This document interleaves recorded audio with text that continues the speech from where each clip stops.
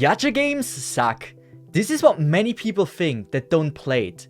Some even despise it. A game genre that has arguably the most divided opinions. But why is that? What is wrong with the gacha mechanic? I myself have been playing those games for over 7 years, and I easily spent multiple thousands on them. But let's start from the beginning. What exactly are gacha games? Usually, there are no big differences to other games, but there is one thing which changes everything. There is a pulling mechanic which gives you a chance to get a very strong unit or gear. Those odds are usually from around 0.3% to 2% to get a high rarity operator or gear.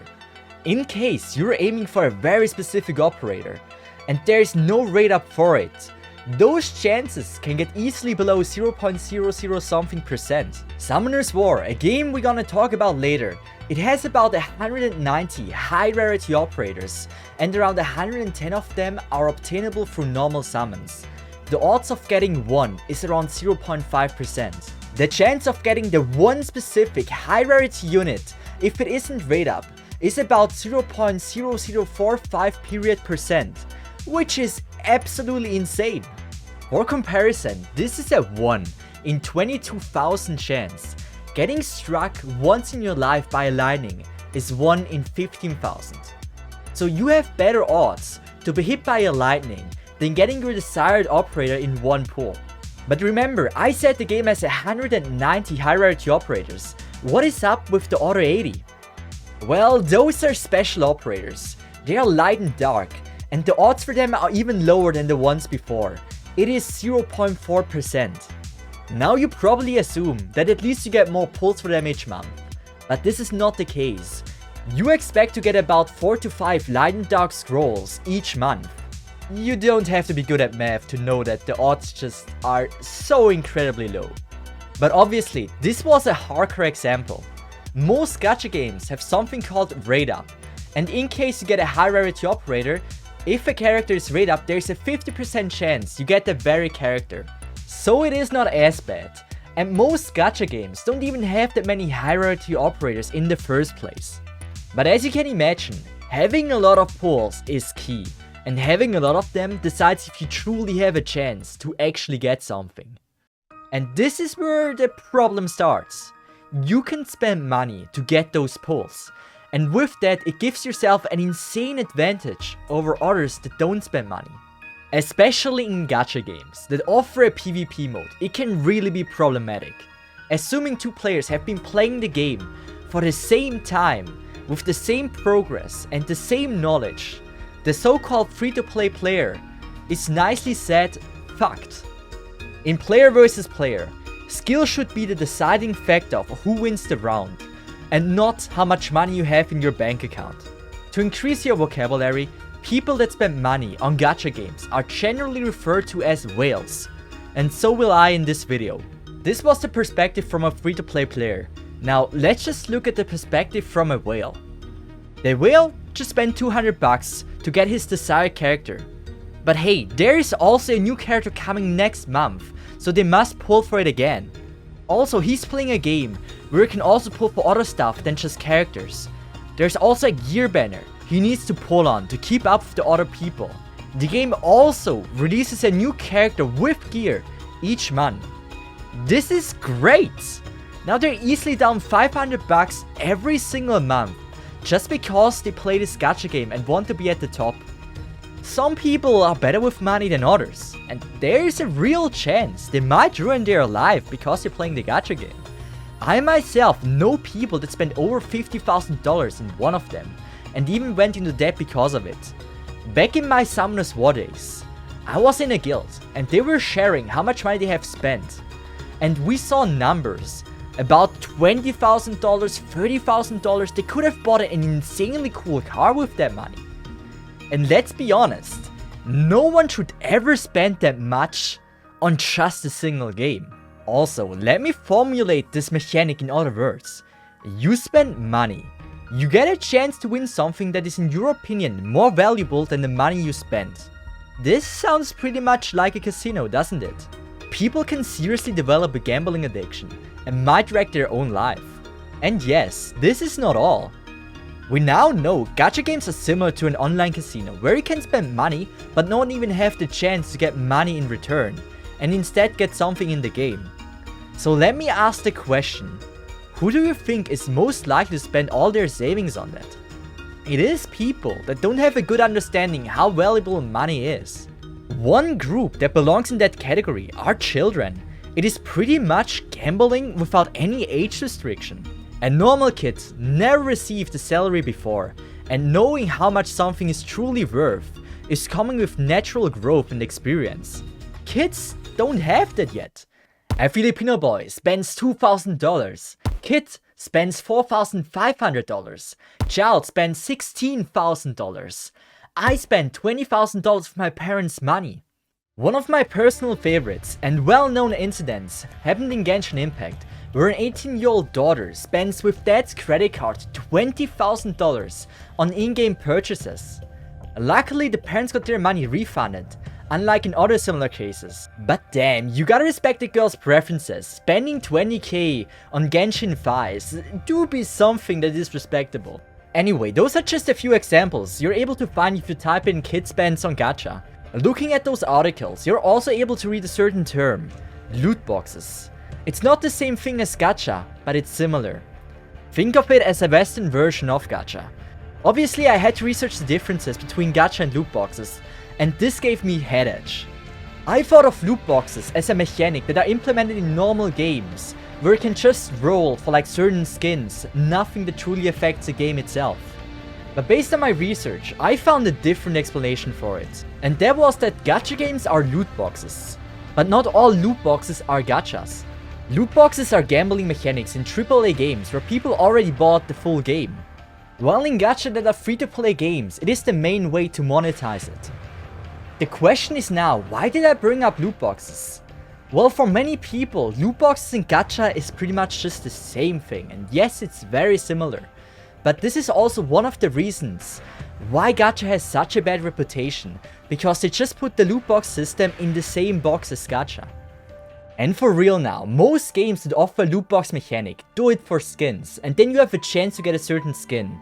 At least in gacha games, you can spend a certain amount of money and you guaranteed get that skin.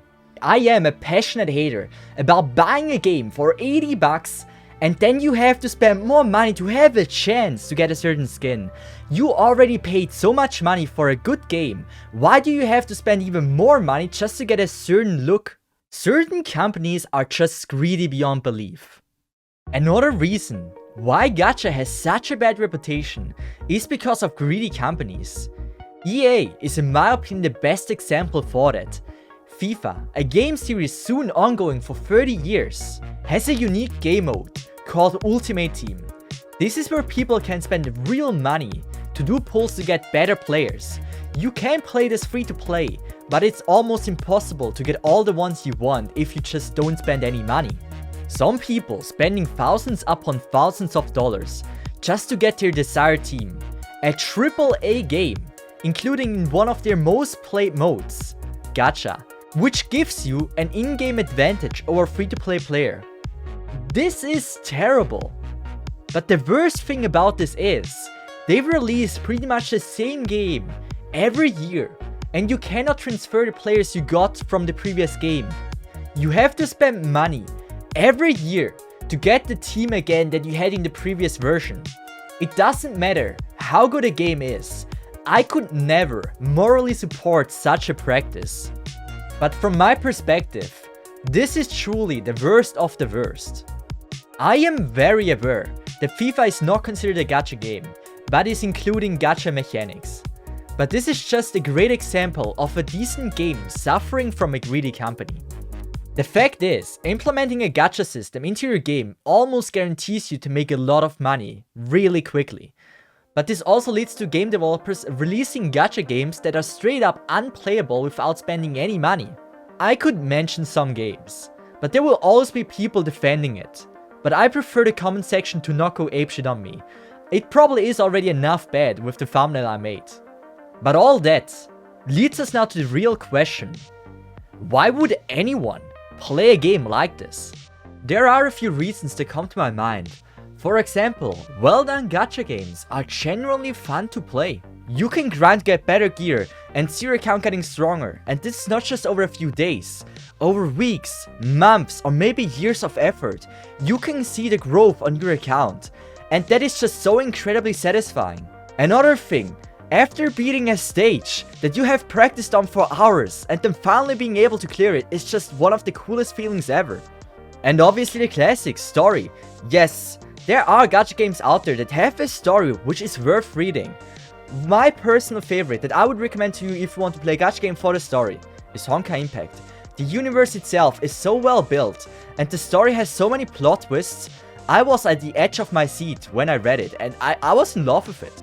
Those were just a few reasons I came up with. There is much more. For example, like affection level for the people that like to date their waifu and maybe unlock like a hidden story about her, or dormitory for the people that like to build their own room and stuff like that. If you have listened closely, none of those reasons justify to include gacha in their games. What does gacha truly add to the experience? This is where it gets interesting. Imagine you're playing a World of Warcraft, but you're not able to select the class you want to play. It is random. The more you play, you get more and more classes you can switch to without having to start a new account. You will have to adapt to what you got and broaden your horizon and learn how to play with other playstyles. You might have the best healer in the game, but without a good damage dealer, how do you deal damage? You may have the best damage dealer, but no heal. How are you able to survive? You have to come up with solutions to the problems you have. And this is what the gameplay makes extremely fun and unique. Another great example is Pokemon. Imagine everything is randomized, and there's a chance you can get the best monster in your very first encounter. Most of the time, it doesn't happen, but it could. Assuming the legendary Pokemon are SSR. If you get a legendary, this one is truly legendary. That feeling is so incredible, and this is one of the main reasons why I love to play gacha games. My best gaming experience I've ever had was in a gacha game. Me and my friend's family were playing Somnom's War. The husband of my friend's sister was about to do pulls and he let me do one scroll. I managed to pull him his favorite monster and everyone was celebrating. It was almost like a freaking party. This was a once in a lifetime moment, but damn, I remember it to this day and it was freaking great. Since all the units you get are completely random, it means everyone's account is completely unique in its own way. And there is no account that is exactly the same. In other words, everyone's game experience will differ from what you get. You can also create a new account and play through the game with a completely different experience, since it's not gonna be the same as the first time you played it. At the end, the gacha system allows you to play a game with 100 if not 1000 hours of gameplay completely for free. And since the gacha genre has been getting bigger and bigger since 2010, there is an incredible variety of games you can choose from. But at the end, I genuinely enjoy playing gacha games more than most AAA games that I paid $90 for. And trust me, the incredible range of variety we have among gacha games is just worth to look into. It goes from battleship waifus, to monster vs monster, to card fights, to tower defense, to isle, to whatever. The selection is almost endless. But hey, what does that matter? If someone can just buy their path to victory and beat your ass in PvP without knowing the simplest thing about the game. Well, in my opinion, the best gacha games don't have player versus player in the first place, or if they do, it's at least not a game-defying aspect. This way, you can enjoy the game as it is, in your own pace, without having to worry about falling back and not being able to compete with other people anymore. Another really controversial thing is the sanity system. Most gacha games limit you how much progress you can make in one day. As a free-to-play, there's only so much you can do. A system hated by many, but I myself love it. I tend to rush games. Usually I finish a game in 1 to 2 days, but like this I can only play so much. Being able to view the game as a whole and just look around what there is when I ran out of sanity led me to discover many cool things like certain voice lines, story, or even let me take some time to decorate my dormitory, which I would have never done normally. But the good thing is, I can also spend resources to regenerate my sanity if I decide to play a little bit longer today. But since those are really valuable, you can't just easily waste them. Well, to be honest, this system does suck if there is PvP, since those people don't really care. They just spend money on it and they can farm through the entire day, but then you're left behind as a free-to-play player and you're just stuck. You can't progress anymore.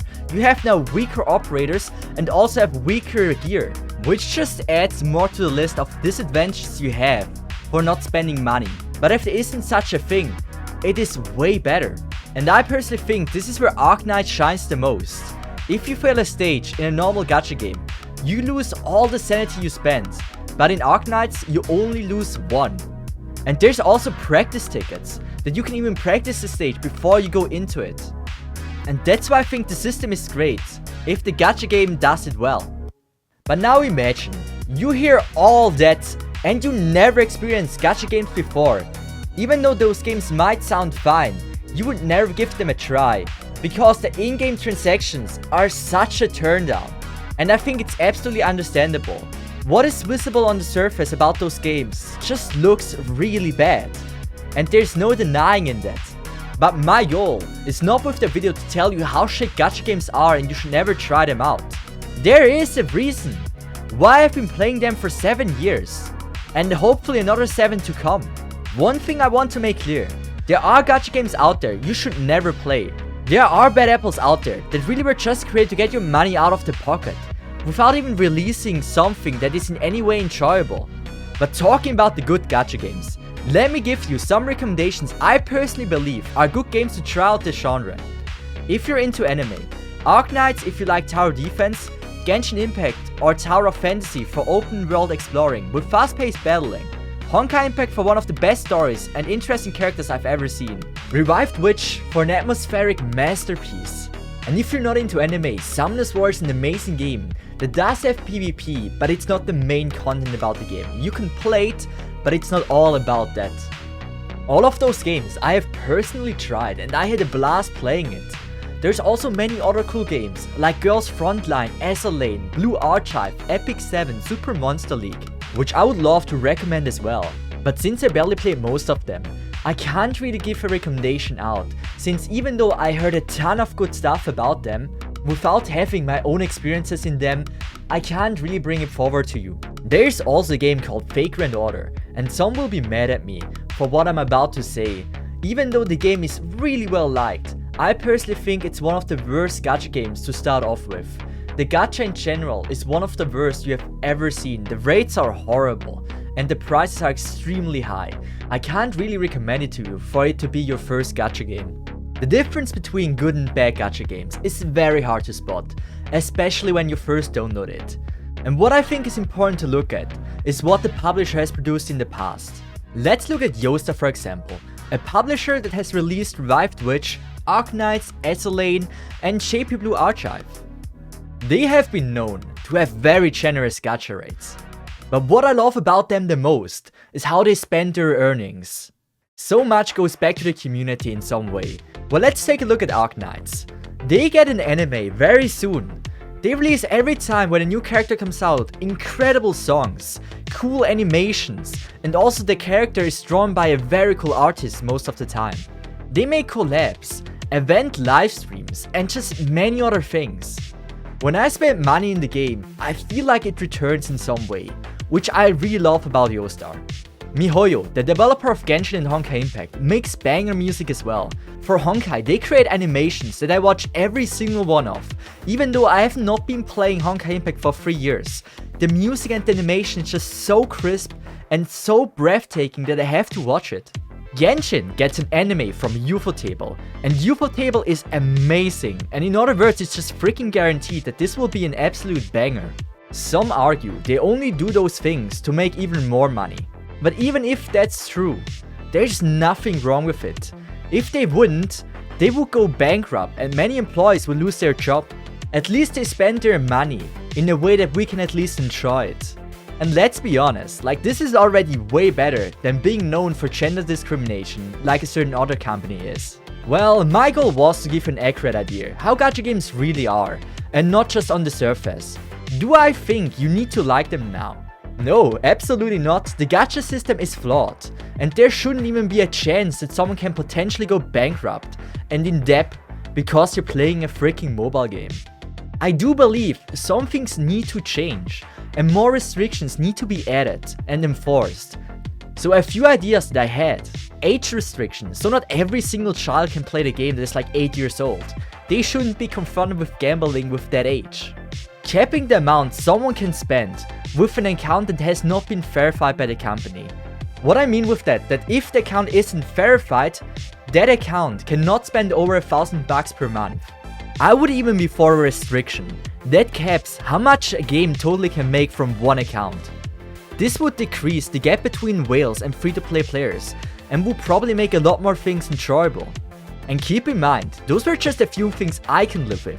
Of course, someone that spends already $10,000 a month will not agree with what I just said. I just think I personally could live with those restrictions. But in the end, I believe Gacha as it is a fun way of playing a game and being forced to adapt with what you have.